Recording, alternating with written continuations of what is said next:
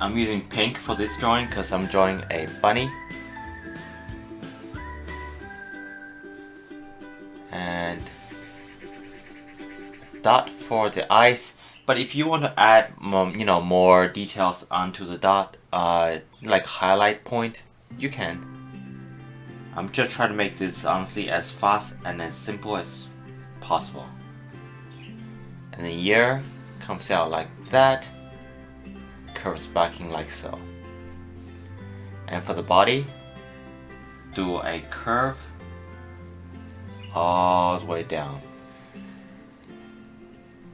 And then you can curve all the way back up.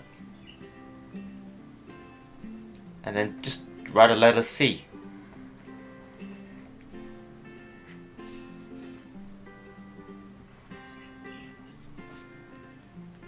And tail just goes up and down like this. Maybe a little bit of curve here for the other feet. And then what you can do is you can draw a few lines like this, indicating that the bunny is running really fast. So yeah, so this is another 2-minute drawing by Mr. X, and I hope you guys enjoy this video.